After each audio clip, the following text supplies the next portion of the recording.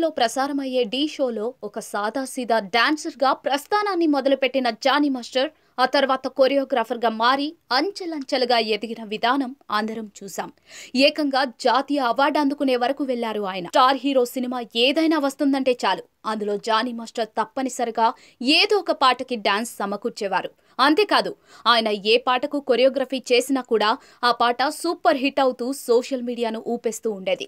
ఇలా దశాబ్ద కాలం నుంచి ఎంతో కష్టపడి ఆయన ఒక స్థాయికి చేరుకున్నారు. కానీ ఒక్క అమ్మాయి కారణంగా సంపాదించుకున్న పేరు ప్రతిష్టలు అన్నీ కూడా నీటిలో పోసిన పన్నీరులా మారిపోయాయి అన్న విషయం మనందరికీ తెలిసిందే. ఏకంగా ఆయనకు రావాల్సిన నేషనల్ అవార్డు కూడా వెనక్కి వెళ్లిపోయింది.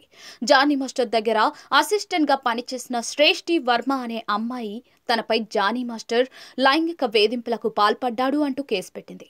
ఈ కేసులో జానీ మాస్టర్ జైలుకు వెళ్లాడు. అయితే కెరియర్ పీక్స్ లో ఉన్న సమయంలో ఇలాంటి ఘటన జరగడంతో ఆయనకు ఇప్పుడు బెయిల్ మీద బయటకు వచ్చినప్పటికీ కూడా పెద్దగా అవకాశాలు రావడం లేదు.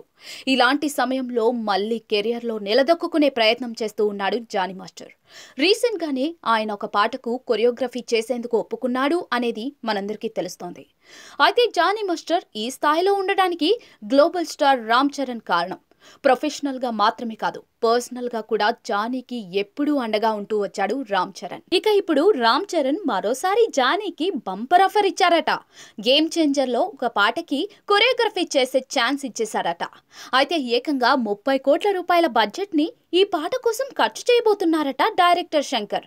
దోపనే అంటూ సాగే పాట గేమ్ చేంజర్ సినిమాకి హైలైట్ కాబోతోందట. తన కెరియర్ లోనే ఈ పాట ది బెస్ట్ గా నిలిచిపోతుందని జానీ మాస్టర్ ఇటీవల ఒక ఇంటర్వ్యూలో కూడా చెప్పుకొచ్చారు.